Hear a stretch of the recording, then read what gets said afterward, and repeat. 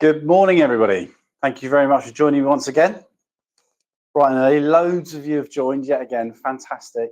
Thank you very much yet again for coming along, spending a bit of time with me, talking about IT and more importantly, cybersecurity a bit today. So we're just going to give everyone a couple of minutes. We've got to see that number growing every few seconds, so that's brilliant. Just to introduce myself, my name is Scott Weedon. I'm the Chief Technology Officer here at TaylorMade Technologies. And traditionally, we do one of these every month. I know there's lots of names there that I can see that have come in and joined us every month, which is brilliant. So thank you for coming back. And traditionally, we're talking about all the sort of different pillars that we do here at TaylorMade. So a lot of the previous webinars have been focused around sort of IT, and we're looking at things like the Microsoft estate and automation and AI technologies and some of the game-changing things that are happening there, but also the Office suite, how to maximize and make the most out of your 365 licensing if you're using it. But of course, we've got the other pillar, which is telecommunications, which is fundamentally a core part of our business as well. Where we're talking about phone systems and connectivity and Wi-Fi and all the other things that come under that connectivity piece. But today's focus is really around our third pillar, which is cybersecurity. And as you may or may not be aware, we have our own internal SOC team here at TaylorMade and provide lots of cybersecurity services for hundreds of customers all over the country, including a number of other MSPs and things like that as well. So we've got a very experienced and talented team. So today's topic is how to hack an SME and how to stop it. And the focus really is a little bit around how to stop it. Obviously, at the point I told our cybersecurity manager that I wanted to do a webinar teaching people how to infiltrate and hack a business, he was a little bit concerned about it. So we are going to take a very ethical approach to this today as we go through some of these slides. But we are going to show you how some of that is done. And we're going to really wear two hats, one being from a malicious actor's perspective. And when I say that, I mean a hacker, shall we say, and then also really from the defensive play as well. What do we do to try and stop some of these common attacks and common ways of getting in? So there's a bit of an agenda there. You can see that we're going to cover a few things. There's a little poll as we go through these, so I'll be really interested to hear your feedback. Don't worry, I won't be reading things out, but I'm just interested to see, in terms of the audience that we've got today, you know, how involved are you with your cybersecurity? And I'll be asking you some questions later on around sort of what you are, where your stance is and your posture, and where you think there may be some need for improvements, right? Because this is a world that is constantly evolving. It's constantly changing. The landscape changes weekly, and we hear more and more things from in the news and in the press around organisations being hacked.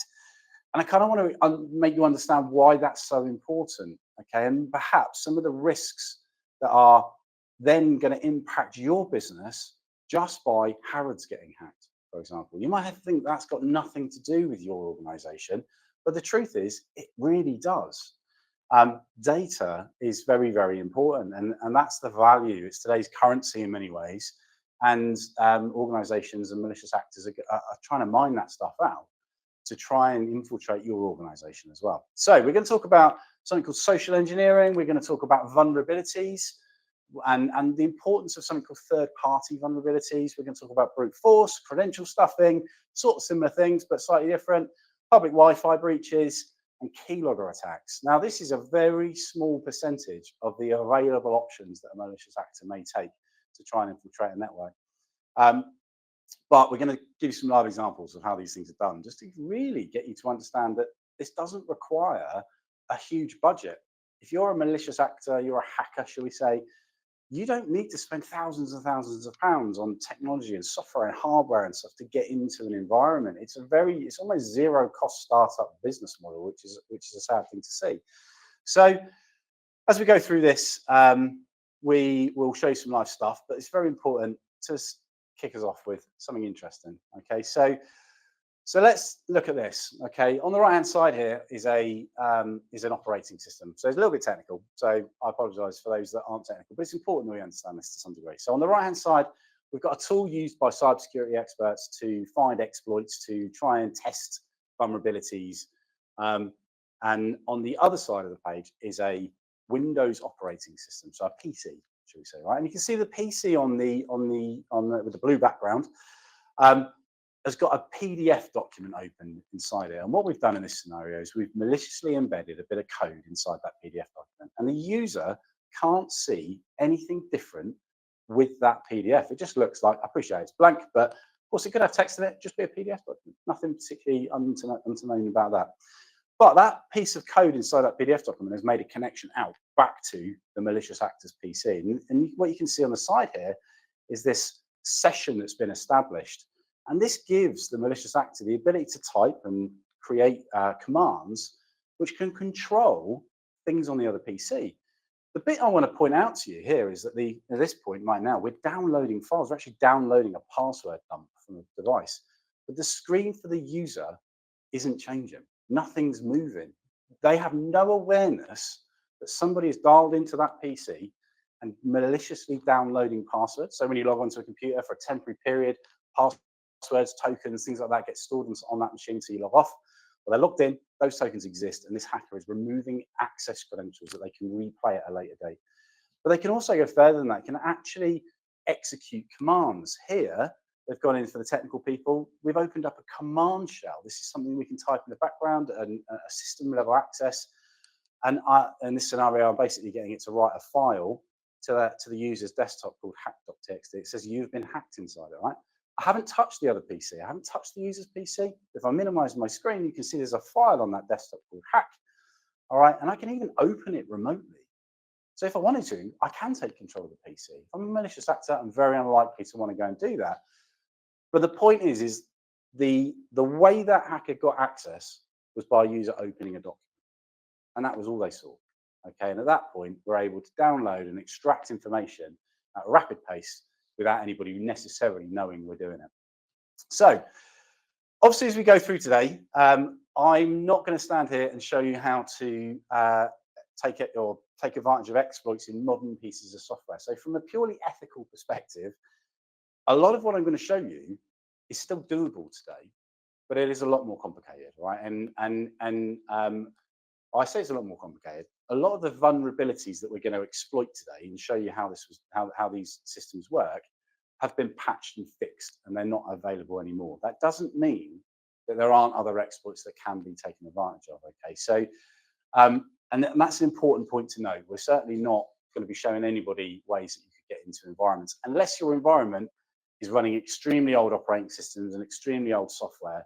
Then, if you are in that scenario, then I'd massively recommend you get that sorted out as quickly as possible, okay? Because if I'm demoing it, so are lots and lots of other people. So let's go through some of these examples. We have a concept called social engineering, which might be something that you've heard of before. Social engineering is all about targeting human beings and people. And social engineering isn't a new term in the IT world. It's been around for a long, long time, right? So it exploits bullying people, maybe taking advantage of their kindness, their generosity, maybe taking advantage of the fact that they're stressed, they're busy, they're not thinking straight, and exploiting and basically encouraging a human being to make a mistake. That's what social engineering is all about. That isn't an IT thing. That's been happening in the 70s and 80s when we used to get phone calls and people used to call up and say, hey, I need you to do something really urgently. The process hasn't changed. The technology stack around it has. But this is probably the most common way that people enter an environment. And a lot of what we're going to show you today is around that perimeter piece. How do you breach and get into an environment? Because if you as a customer and as a defender, shall we say, lock down that perimeter, keep that secure, you are going to massively reduce your risk. And effectively that deeper penetration of moving around inside the environment is much less likely to happen. So it's so important to get this perimeter piece correct. So one of the things I want to say is that we've possibly heard of something called a phishing attack. All right. Now, for those of you that have not heard that term before, that's typically where we send an email into the organization and that email has a link in it and the user clicks on that link and something bad happens. So the giveaway traditionally has always been that email that lands in your inbox, there are telltale signs as to why that's possibly a bit suspicious. Normally the language, it might be English, it's probably broken English, because of course this isn't an issue in the UK or this isn't an issue in Europe, it's an issue globally. And a lot of the malicious attackers aren't necessarily English. English isn't necessarily their first language. They really don't mind where you are in the world. If you've got a vulnerability and they can exploit it, they'll come for you.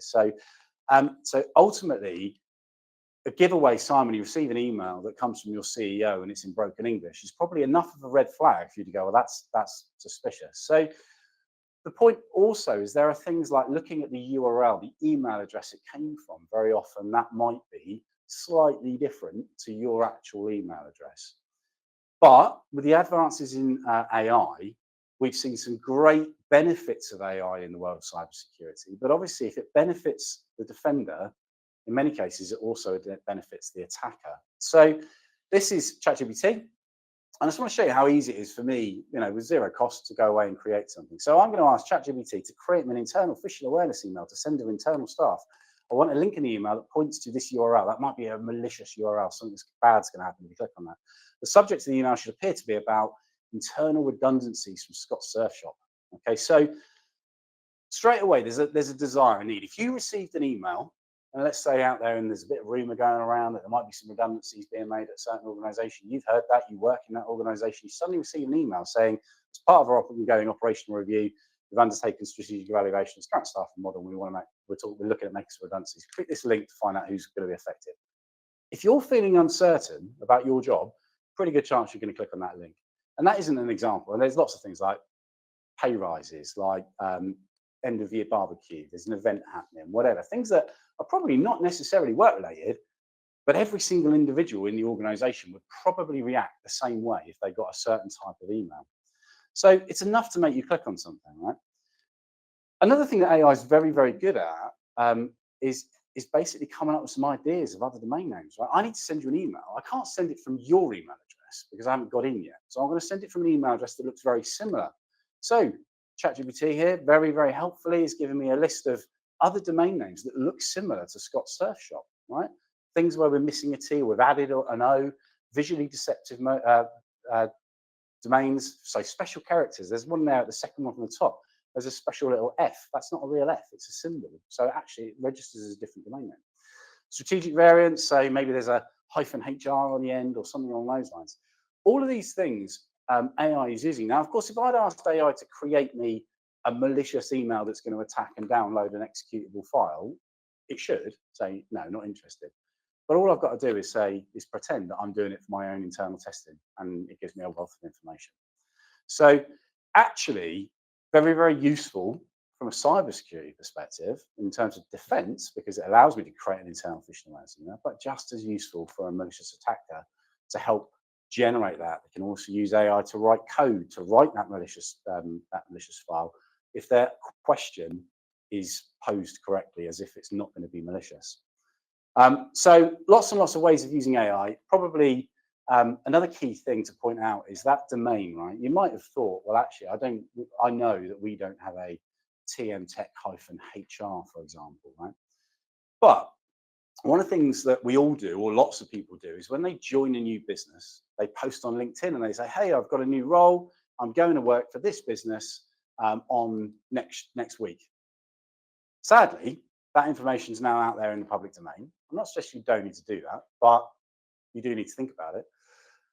And when you join that organization, the hacker or a malicious attacker that maybe is trying to infiltrate that organization will be aware this new person's just started. Now, because they're new, they probably don't know everything about the business. They're probably not sure what the CEO's tone of language is, because 3 days into that role, they may not have received an email from the CEO or a senior manager or anybody else in the organization at that point.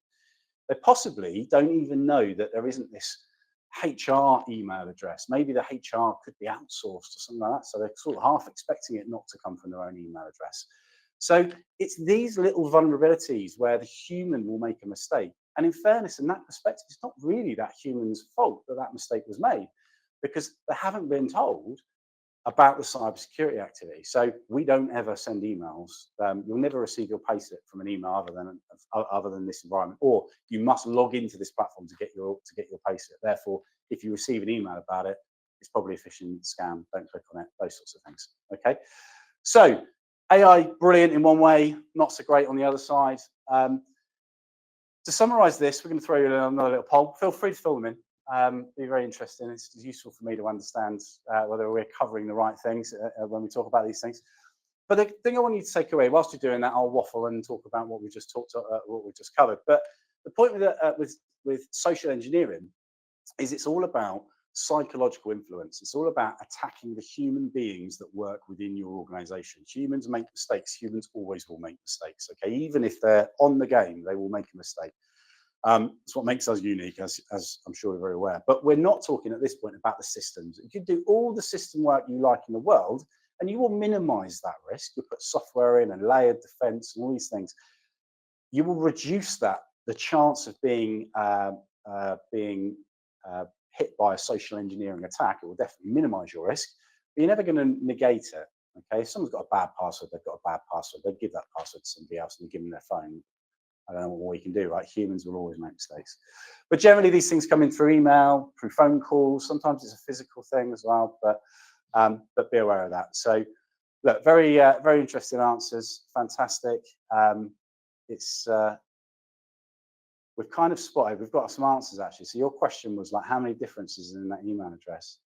And we've got a few different answers. So, but I believe the correct answer looking at is 2. So, so we've got 2, well done. Fantastic. So, but it shows you, doesn't it? Just by looking at that yourself, it does take you a minute or 2 to work that out. It's almost close enough, isn't it? So, so you'll notice that second one, CEO at RN, not M, but an R and an N next to each other looks quite similar, isn't it? So that's what they're exploiting and taking advantage of. Okay. Very, very important stat on the right-hand side there. 91% of successful breaches start with a spear phishing attack or with a phishing attack in some degrees.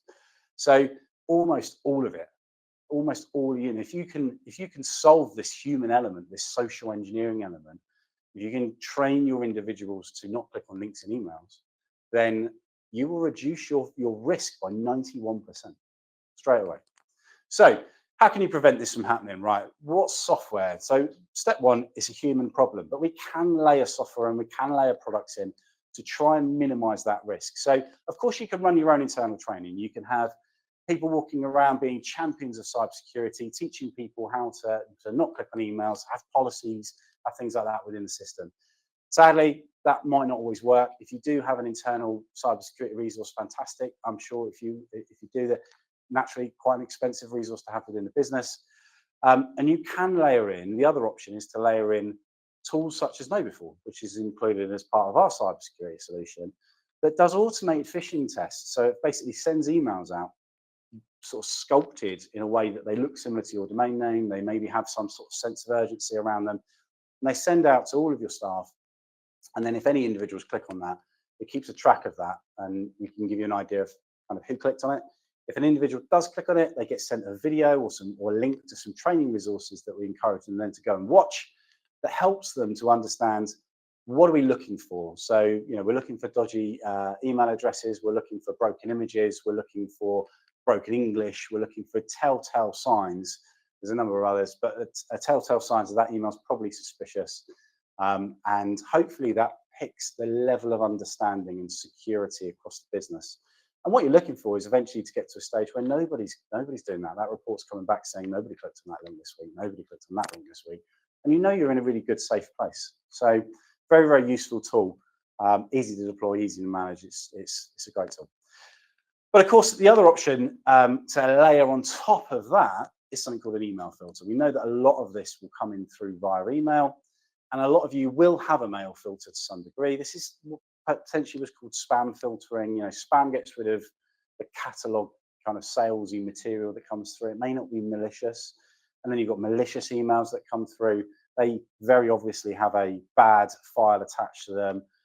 And these products are all do a fairly similar thing with uniquenesses. So you've got things like the Microsoft 365 Defender stack. It comes as part of your Office 365 licensing with various SKUs. It's obviously baked into everything you do within your Microsoft estate if you're using that for your email services. Acronis has got a platform around cybersecurity, has a mail filter built into it. We'll scan, we'll open up files, we'll look for malicious files and execute them before they reach your mail server.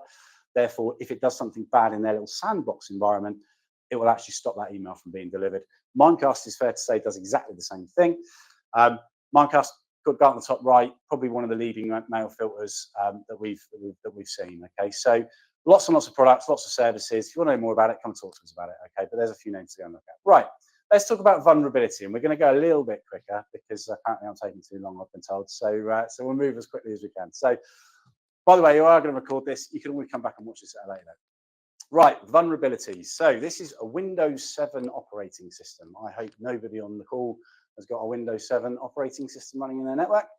If they do, I'm going to show you how you can get into Windows 7. This is not a breach, or this is not a hack. This is just an issue within Microsoft Windows. So what I can do within Windows, if I save a file and I stick it on my desktop somewhere, or I can get it onto a machine, what I can do is try and open it. When I try and open this file, and it's, in order to do something malicious, it needs to run as an admin, as a privileged user account. I don't know the password there. I don't know the admin password to this PC, so I can't execute that file. But what I can do is by clicking on a few links inside Windows. So what I've done here is I said, go and have a look at the certificate of that file. When I click on the certificate, it gives me a link to a web page. When I open that web page up, because I clicked on that link in that file, it's opened it up as something called a system account. That's a privileged account inside Windows. And at that point, you can see here, it's trying to save this file to C Windows System 32. That's not your My Documents area. That is a back-end functional folder within the Windows system environment. And I can then go and start to edit and browse around inside that folder, all because I clicked on that link and it opened the link as a system user. What I can then start to do is go and browse to that root folder. I can put malicious content in there. I can paste stuff in because I'm now running as an admin. Okay, I can put, you can see here, we've got command prompt. That would normally only open as an admin, and there it is. It's just opening as a standard user. From here, I can download stuff. I can put stuff in. I can run stuff. I can shut the machine down. I could crypto or ransomware this device. So simple as that. That took me 10 seconds to exploit a Windows 7 device. The truth is that because it's Windows 7, it's now out of support, it's out of warranty, okay, or sorry, out of critical updates and patches. Microsoft are aware of this fix, but will not fix it now because it is out of support. Their focus is not on Windows 7, their focus is on Windows 11 and going forward.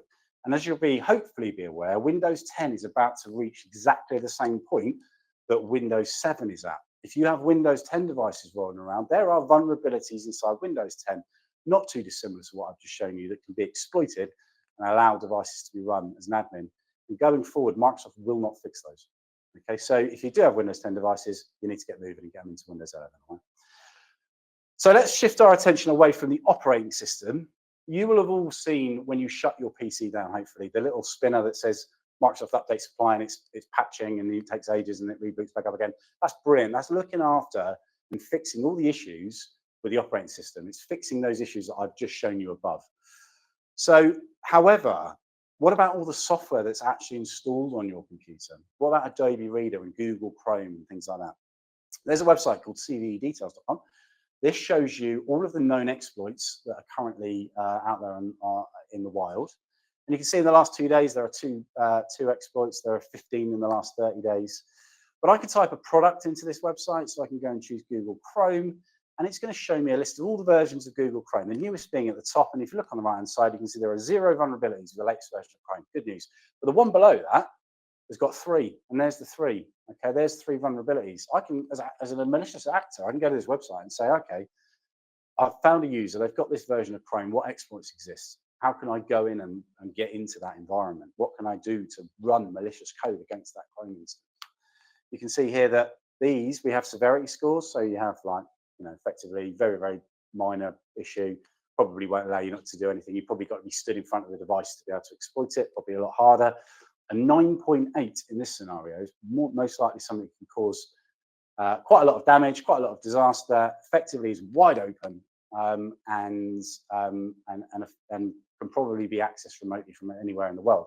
Various other category around that, in fairness, but that's the idea, right? They have a severity score, which tells you how quickly and how rapidly you need to deal with it. So you've probably got loads and loads and loads of software installed on your devices. Effectively, we need to patch all that. Okay, so there's another poll for you. How many of you using Windows 10 still? So whilst I waffle, I'll let you answer that. But okay, so third-party patching basically is taking advantage of vulnerabilities, unlike what we just saw a minute ago with social engineering, where we were trying to hit a human being. What we're doing now is trying to hit the systems that they use, okay? The software, the infrastructure, the hardware, whatever it might be that's within the system. Perhaps social engineering has stopped us at this point as a malicious actor, can't get in through the human beings. Let's go and see if they've got any vulnerabilities in their software stack. Right, they've patched all their operating systems, because Microsoft has done a really good job of ensuring that this is happening, right? Windows 11 just pretty much gets on with it. However, have you all updated Adobe PDF? Did you even know you needed to? You know, what are you doing around Google Chrome? Have you got an old CAD software, maybe some sort of solution that you've got from years and years and years ago? And ultimately, this is this software, you need it to run your business, but it's been there for 10 years. Trust me, that will have loads of exploits in it, okay? And it will take 10 seconds for somebody to break into that and gain access to an environment through that old piece of software. So be very aware of it, okay? Fantastic. In answer to the question, lots of you are all over that in terms of getting it sorted. So that's great to hear. It's October, by the way. So if you aren't getting ready, this will go in. Windows 10 will won't be having security updates as of October. So crack on with it. Right, okay, how can we prevent some of these systems from these third-party patching? So again, you could run around visiting every PC, doing Windows updates, making sure that all the software is up to date. They're probably quite a difficult task, especially if you've got hundreds and hundreds of devices inside your organization. The sensible approach is to use software to patch devices. You've got things like Acronis, you've got things like Enable, there's also tools like Qualys. These platforms, again, will scan all the software on your device, they will look at what you've got installed, they will look for the latest version, and they will automatically patch it. Think of Microsoft Windows Update, but for everything else you've got installed on your computer. Microsoft doesn't do this. When you see a Microsoft Windows Update, it's sorting out the Windows operating system, not Adobe and Chrome and all the other things, okay?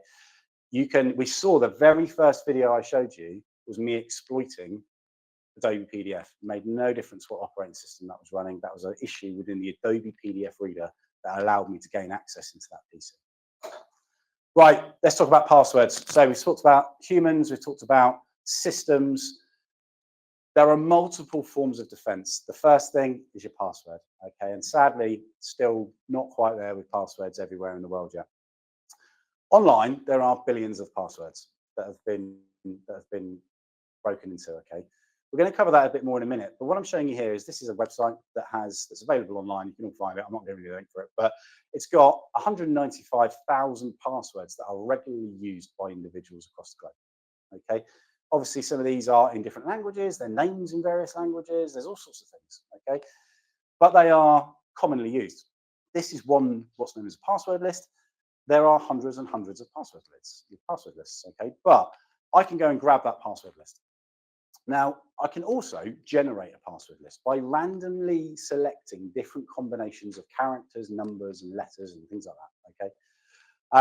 What we're going to show you now, again, is a cybersecurity tool that we use that allows me to brute force, okay? So what I'm doing here is I've asked it to go away and try and crack 2 passwords. That took about 3 seconds, didn't it? And what it's just tried is hundreds of passwords, okay, behind the scenes. You can see that we've got this thing called rate limiting. What it's doing is it's throwing a username, throwing a password at a device and trying to log in. And of course, there's lots of it's incorrect, it's incorrect, and it's incorrect. That's because the passwords were wrong. But there's also a found. David and password 12345, whatever it is, was found. And it found that just by randomly trying usernames and passwords. Now, as a human being, if we were doing that, it takes ages, wouldn't it? To type that username in and then hit password and hit enter, and it wouldn't let us in. Brute force is all about trying every single combination that it possibly can of letters, numbers, and bits and pieces to try and log into an environment. And of course, if it can throw thousands and hundreds of thousands of different combinations in a few seconds, it can crack passwords fairly quickly, okay? So we managed to get into root there. We managed to find a user called root. We managed to find a user called David. David's got a pretty awful password, 1, 2, 3, 4, 5, 6, 7, 8, 9, whatever. Not great. But so very, very important steps when you're thinking about how you're going to craft your password, all right? There are a few technologies that exist, and these things are pretty much baked in nowadays. So in terms of, you may be aware, if you get your password wrong 3 times, it tells you you can't log in anymore, and you've got to go and reset your password. So as annoying as that might feel, when we get that with Tesco's and the bank and all the other kind of environments that we may happen. Hopefully you understand why that exists now. Because if I'm trying to brute force into your account and I put your password in wrong 3 times, now it doesn't matter if I get the password right going forward, it's not going to let me in. It means that I've only, as a malicious actor, I've only got 3 chances to get your password right. And then the chances of me getting it right 3 times, very slim if I have no idea what your password is. We also can mandate different characters and make those passwords longer and stronger, etc., etc. And to that point, this is a great tool, right? How secure is your password? So what you do here is you can type in a password into this piece of software. So S1, it's going to take 0.01 seconds to crack that, okay, for a brute force attack to get through. But if I put the word test in, it's still rubbish. It's probably because I put the word test in, right?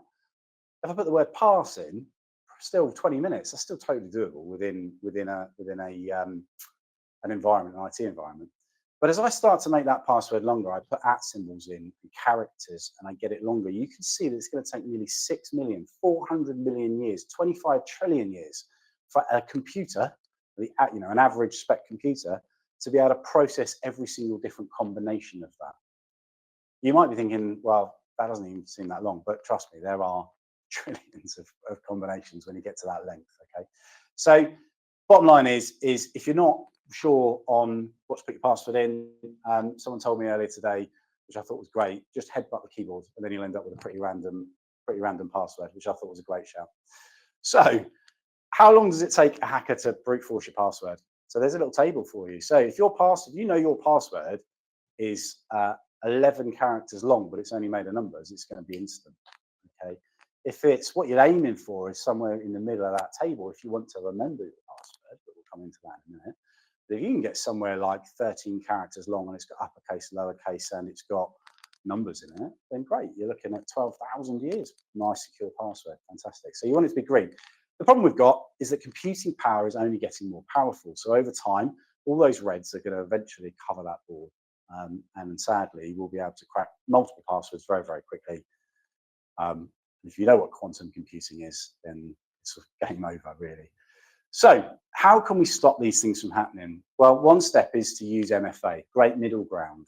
All right. So MFA is multi-factor authentication. And what we mean by that is that you have to provide more than just one type of authentication, more than just your password. So password, we call one MFA. Many of you, if you use Microsoft technology, certainly will be forced to use something called MFA, all right, or they call it 2FA as well. 2FA means something I know, which is my password, and something I have, which is normally a code. And typically today, that's delivered to you via an app on your smartphone. Many years ago, we had little devices that came up with random codes on them. So 2FA much more secure, because even if I crack your password, I can't log in because I haven't got your phone to get the code off. So it's a great middle ground. However, there are platforms that just don't allow or don't support MFA. And how do we deal with those? Well, the great thing there would be use a tool such as Keeper, for example. Keeper allows you to store incredibly long passwords in what's known as a password management vault. And ultimately, what you've got there is you log into Keeper using maybe a password and multi-factor, maybe even what's called 3-factor. Third factor is something you are. So something you know your password, something you have that code from your phone, and something you are is biometric, fingerprint, eye print, or eye retina scan, things like that. Probably a little bit too advanced, but Keeper allows you to log in and all of your passwords are stored inside that environment. And as you visit a website, as you go to log into a platform or a tool or a piece of software, it will inject your username and password for you and sign you in. The advantage of that being that you can store 30 character long passwords with random characters, with ups and, with exclamation marks, and maybe not a good example, don't use exclamation marks, but, hyphens and all sorts of things like that in there. And it will inject that password. So you never need to actually even remember that password. You just need to remember the one to get into Keeper and log in with MFA and have it inject the password. And then you've already got a password that's going to take 27 trillion years for anyone to try and hack into. So fantastic tool. Absolutely recommend that you explore that. So what's the difference between brute force and what we call credential stuffing? So you remember that file that I showed you earlier online? Had lots and lots and lots of passwords in it.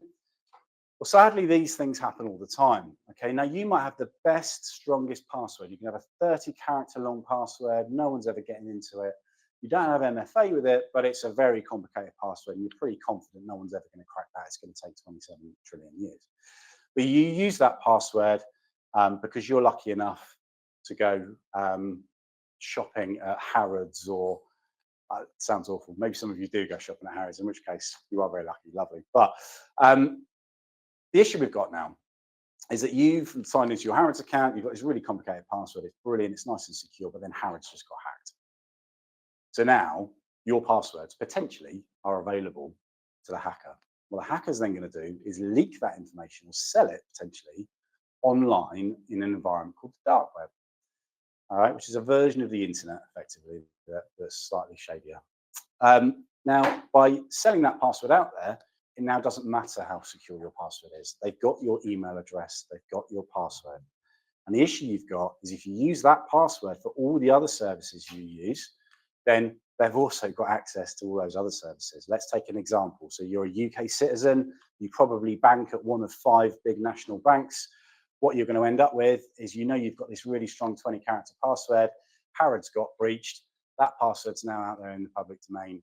And I'm going to go and try and log into NatWest, for example, using that password. And there's a decent chance I'm going to get away with it. Now, I don't need to crack every single combination of the password because Harrods gave it away for us. So how do we get over some of these things? So this is a website called Have I Been Pawned? Very simple and basic, but I can type a password in. So if you know you've got a password that you use all the time, stick it in there. And what will happen is it will show you how many times that password's been used or been found inside a data breach. There have been 2,362 data breaches containing the password I've just typed in.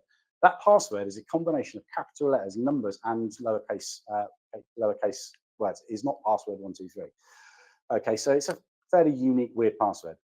But what it'll also show me this website is all of the sites that got breached where this information was leaked. So if we scroll down, lots of them are international, you expect that, but I tried to find one that maybe some of us relate to. So German doner kebab might be a good example. There are 162 accounts compromised in that. When did this happen? March 25, like a few months ago. Okay, so in this environment, 160,000 things got breached, and the compromised data included emails, phones, numbers, passwords, everything. Now, we all heard about Harrods and we all heard about large Marks and Spencers. How many of us actually knew German doner kebab brands? The problem you've got is you probably don't even know that your passwords have been breached. Now, what you can do is come to a tool like this manually, regularly, come and type that password in and see if it's been breached. And if it has, the action is go and change that password straight away. Even if you're using it in different environments, right? What I'm trying to get to is German doner kebab has been hacked. That password's now out there with your email address next to it. If your email address is your first name dot your last name at outlook.com or at gmail.com, and that password sat next to it, you don't have to be a rocket scientist to go and jump onto LinkedIn and find people, in my case, called Scott Weedon. There's not very many Scott Weedons in the world. Find Scott Weedon. Oh, he works at TaylorMade Technologies. I'm going to try and log into TaylorMade Technologies' cloud environment using that password that he used at German doner kebab. And suddenly my environment is then I'm potentially going to be able to get log in, assuming I haven't got other defenses like MFA, etc., etc., etc. So bear that in mind, okay? That's why things like MFA are so fundamentally important. And if you haven't yet implemented that across the estate, absolutely need to do it. So credential stuffing attacks. Little poll for you again. Have you ever had your password details stolen? Do you even know? And if you don't, go and try that website, right? See what you've got going on over there. So this is a really credential stuffing. The difference of brute force is trying every single different combination of a password.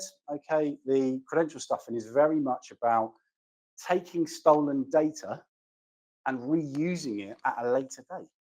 Now, the problem you're going to have is, how do you know? How do you know that password's even been breached? You may not be up to speed on cybersecurity issues. It's probably not top of your agenda unless you work in the industry or it comes out on the news. Even if it came out in the news, would you remember that you bought a doner kebab 2 years ago using the app?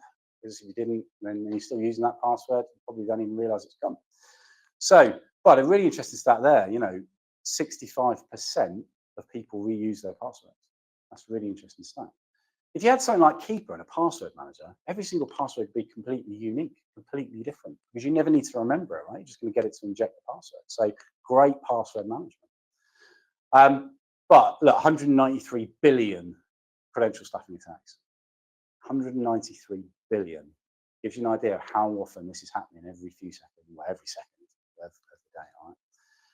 Now, one of the things that in fact, I just want to have a quick look at what you said there. But it's pretty even actually. So so in terms of the answers to that, many of you have never checked.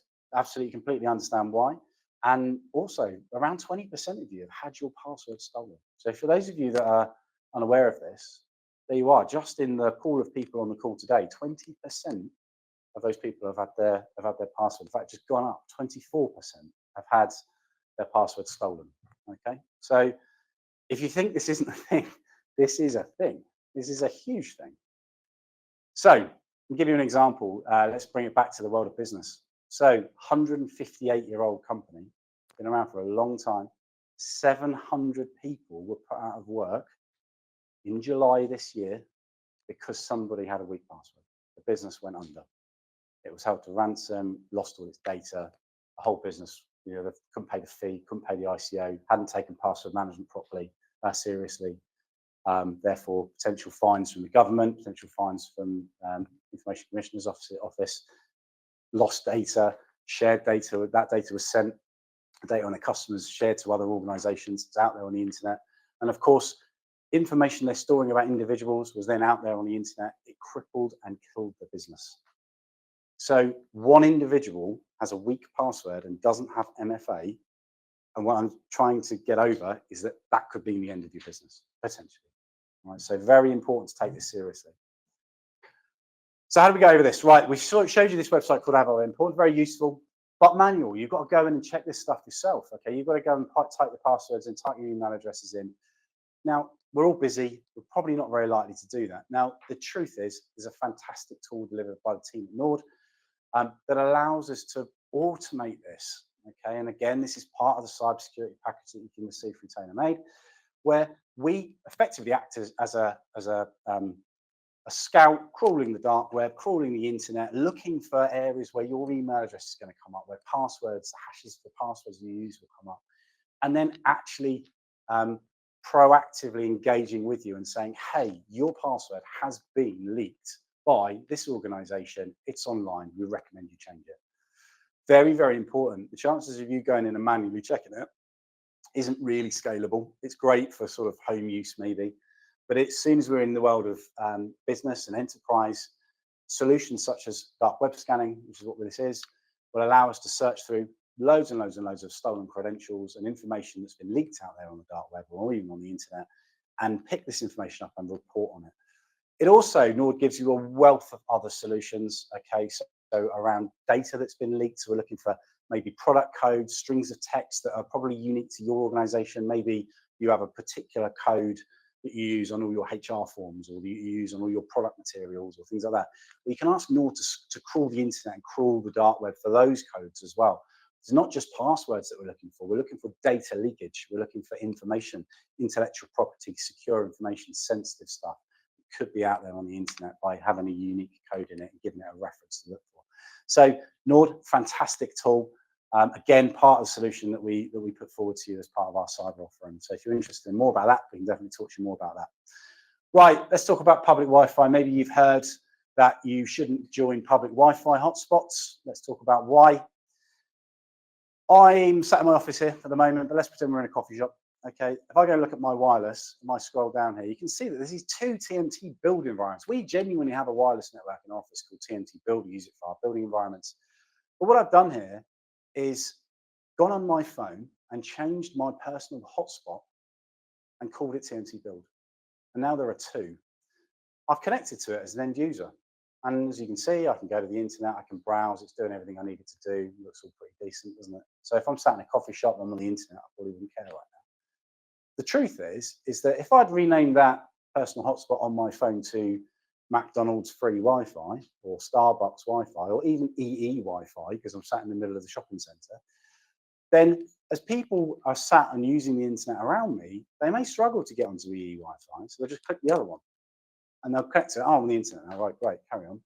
But the problem is all of the information those users are using is now being funneled through my phone, or through my laptop, or through a device that I'm using, and I'm capturing everything they're using, everything they're doing. Okay, so all of the requests they're making, the tokens they're passing between websites. And the only way to really be safe about that is to make sure that everything we're sending across that environment is encrypted. Now, HTTPS websites to an extent are a good place, but not good enough, and we'll still be able to use various attack forms to get some of the information out of that. But there are other ways of dealing with that, right? You have things like VPNs, and where effectively we're establishing a connection. So I can connect to a public Wi-Fi, I can open up a VPN. It creates me this kind of super highway, this tunnel that I can go down where all the information I send down is encrypted, and anybody in the middle that's providing the services can't get in and see the data. All right, so we call these rogue Wi-Fi networks, and this is a common thing, sadly. So if you sat in Starbucks and you see two, probably giveaway number one. If you see two of the same Wi-Fi network, just don't even go near it because it's definitely dodgy. If you're sent to it and you get straight on the internet, probably another little bit suspicious. Most people have things called captive calls, ask you to log in, put credentials in. Again, if you're really unsure, probably don't encourage you to log in and put credentials in at all anyway, right? So anyway, a little poll for you there. Do your devices auto connect to any public Wi-Fi networks? Because if they do, the other problem you've got is that let's say you automatically connect to EE Wi-Fi, for example, or you automatically connect to your managed service building downstairs. They've got free public Wi-Fi for guests as they come in and wait to come and visit you. All right, there's no password, there's nothing required, you just connect to it and you're on the internet. Well, what stops me sitting in that environment, just sitting down there pretending that I'm going to go and visit one of the businesses in the office, change my phone to the same Wi-Fi as the environment, and then everybody, all your guests that come in and sit down, could well connect to my phone and I could steal their information. Chances are they're sitting there frantically getting a presentation ready to come and deliver to you. So they're going to log into their environment, they're going to log into work, they're going to log into using their credentials, they're going to download files, they're going to access work-related things, and I'm going to get all of that.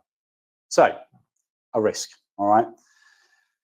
Good answers. Okay, a lot of you saying no, it doesn't automatically connect to public Wi-Fi. So if you do connect to a public Wi-Fi, recommendation, delete it after you've done it, okay? Or just don't do it. Little example then, in the whole of Israel, the Israeli city, this chap did exactly what I've just explained, basically. He created a wireless device, gave it the same name as the city Wi-Fi. Many of you will have seen BT Open Wi-Fi or EE Wi-Fi, that's that sort of concept.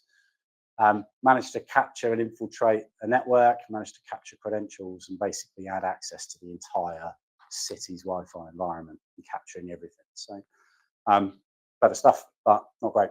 So how do you prevent it? As I mentioned, VPNs is a great way to do that. Many of you will have things like WatchGuard VPNs or Cisco VPNs. You are connected to an environment and you don't know the path out, then a great suggestion would be to, if you connect to that Wi-Fi, before you log in, before you do anything, open up that VPN tunnel, connect to that. That will send secure packets, encrypted data from the beginning, from your PC, all the way to your server estate at the other end. You know, WhatsApp do a great example of advertising why that's important. They call that end-to-end encryption. I send a message from my phone, the recipient receives it, and only they can decrypt it. That's the same concept, okay? So to some degree, where nobody in the middle can read it. So not even WhatsApp can read your WhatsApp messages. So even if I was in the middle with my phone, with a hotspot, the data is all encrypted. I would not be able to read it. So use a VPN. And there are other technologies from Microsoft, things like Global Secure Access, where you don't even need to dial the VPN. The PC is always connected to a secure VPN environment. And obviously what you can do in that environment, that's more of an infrastructure change taken on board by your IT department that allows you effectively, you can't send data off your PC without it being encrypted, which is a great place to be. Right, last one for you. So thank you for persisting. We're nearly there. Keylogger attacks, all right? You might have heard of something called a keylogger. What a keylogger does is track every keystroke. It's like putting a little mini camera on a computer and watching the person type what they're typing in. So what we've got in this example is a cybersecurity tool we're using here. I've taken advantage of a system exploit, a vulnerability in a piece of software. I've run some malicious code. What that allows me to do is create a connection between my PC, which let's say is in Peru, let's make it up, and this device that's in London. Doesn't matter where it is. Okay, so I've got a connection across the internet and I can control this. And what this allows me to do is to effectively start a keylogger session. So I've already done the exploit at this point. All right, if I'd patched all my devices, I wouldn't be able to do this. But because I've managed to do it, I've started a keystroke sniffer. All right, now if we go and flip over to the other device, so let's go and throw ourselves over to this incredibly modern operating system, which some of you on the call hopefully know what that is. But what's happening now is that keylogger is now running. The user has completely unaware that that is running. There's nothing on their screen showing that some weird bit of software is running. It's running in the background. It's completely transparent. They've gone on the internet. They've typed in google.com. Maybe they're an administrator of this system. Even more worrying if they are.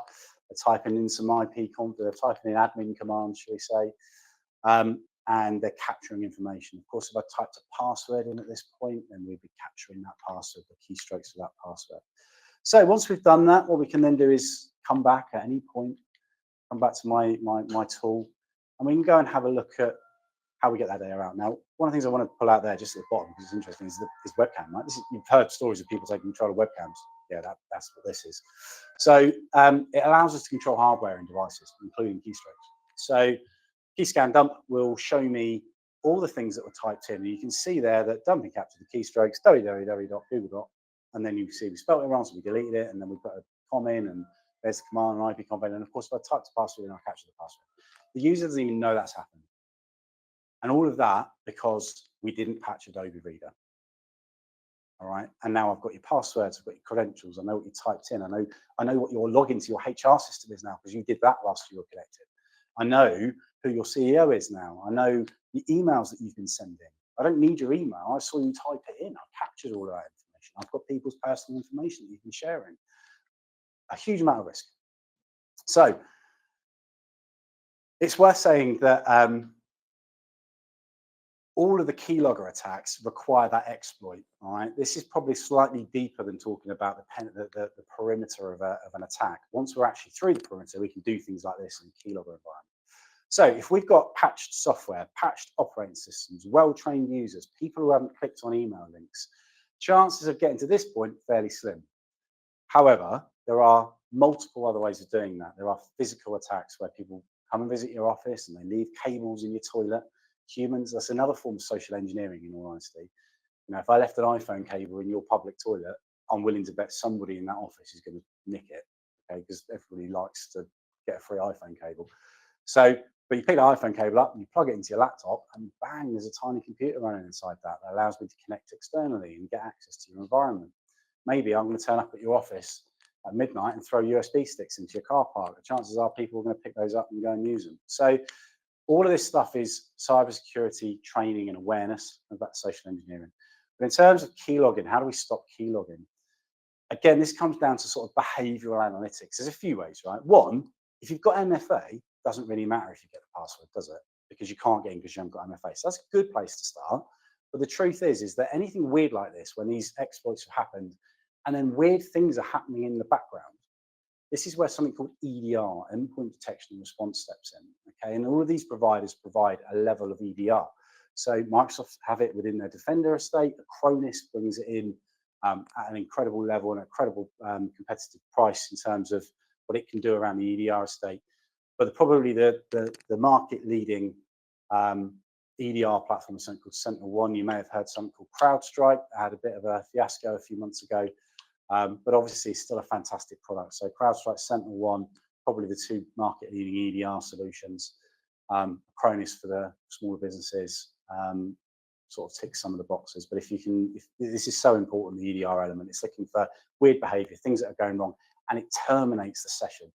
If I was running one of these tools on that device, when I was running my keylogger, the keylogger would be killed. It would just be, would be kicked off, and it wouldn't work. So very, very useful tool to have. So what have we learned? We've got about 5 minutes left, so hopefully we're going to finish a little bit early. But cybersecurity is imperative for SMBs. It really is. You know, it's not just big organizations. And we say this all the time, but nearly, it's not fair to say that only large enterprise organizations get hacked. Something like 52% of all SMEs or cyber incidents occur with businesses that are lower than 100 users, okay? So any approach to cybersecurity and defense should be a layered approach, all right? So limiting your risk. There's always going to be risk there. It's all about how many layers of defense you put in. Strong passwords, MFA, password management are just ways of dealing with passwords. Antivirus, maybe better than antivirus. EDR really is a bit of a standard. Then you've got things like XDR and MDR. These are tools where human beings are proactively looking after it. XDR is looking after your cloud services and ensuring that weird things aren't happening in your Microsoft environment. Are people logging in to your cloud platforms from strange countries, from strange locations? Do you need to be alerted about that stuff? So layered approach to security. The more barriers you can put up, the safer you are. Being proactive and preventing as much as possible is better than waiting, right? So get on top of it now, right? Don't wait to be breached to do something about it. If you wait to be breached to do something about it, you might end up like that 158-year-old business that was probably doing that, in all honesty. I don't know, maybe that's unfair. But they didn't have time to get over it. It was game over straight away.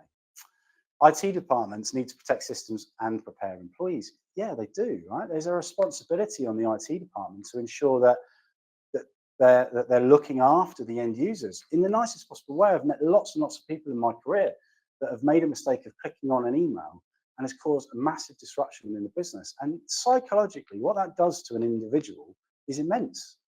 You know, the guilt that they feel, the issues that they take home with them for the next few weeks and months, the potential loss of job if the management team don't understand the tech context behind it. It's not nice. It's a really horrible thing to go through. So actually, there's an IT department. Let's protect our users. Let's make sure devices are up to date. Let's make sure they're patched. Let's make sure we're putting in everything we can. Not all of these things require lots of money.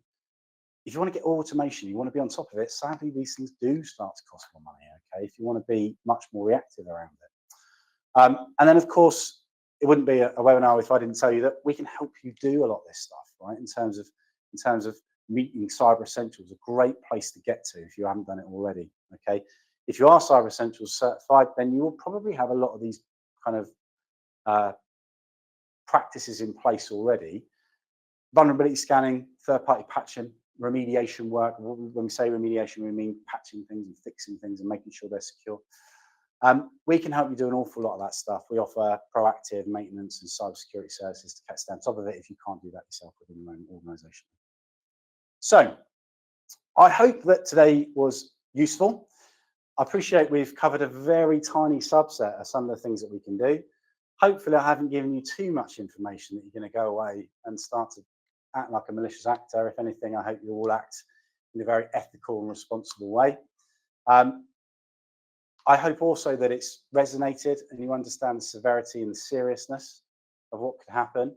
Also from the size of organisation, you might be sitting there thinking this isn't going to happen to me, and if it did, surely you need loads of money, loads of expertise, and be an absolute cybersecurity and IT genius to do it.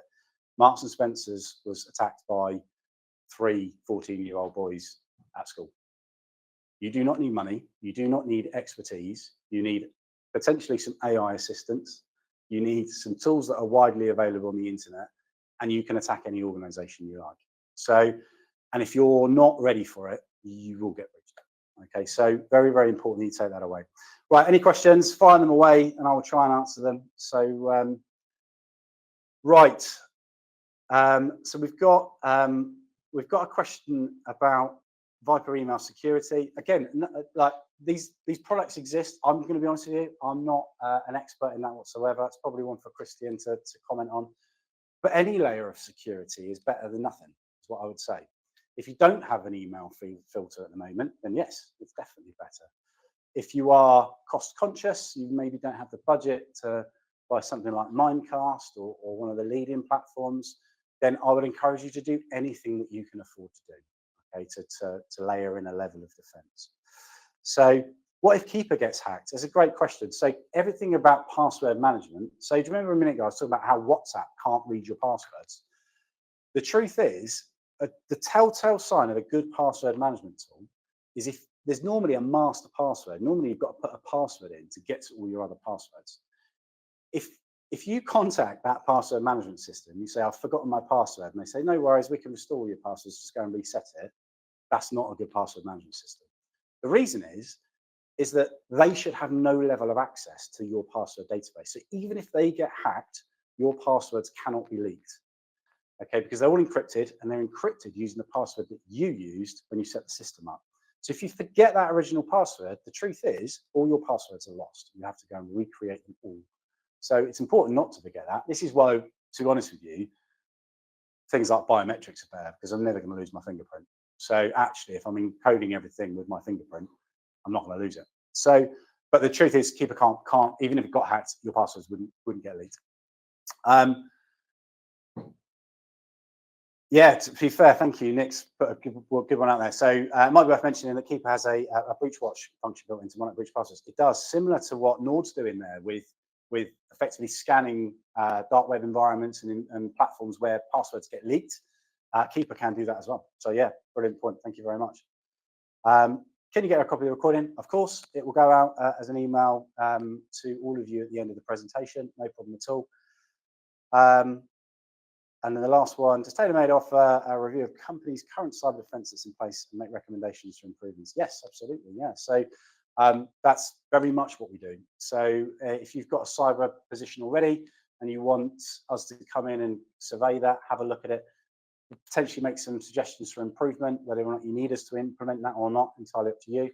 But absolutely, we offer a whole suite of services underneath the banner of cybersecurity, whether that's instant response, what happens if you do get breached, how will you act, also how will you act legally, because you have an obligation to report these things. So make sure you know how to go about doing that. We can help you design and develop all of that, and also make recommendations where you need to tighten up. So we do that for hundreds of customers. We even do that for other IT providers in the background. So we get white labels to other MSPs. Right, any more questions? If not, we finished on time, yet again, nearly by 1 minute. So thank you very much for joining me. I hope you come back next month where we can talk about, I think that's the next one, maximizing your use of Microsoft apps like PowerPoint, Clipchamp, and LinkedIn. There you go, very exciting stuff. So we'll see you next month. Thank you very much, everybody. Bye-bye.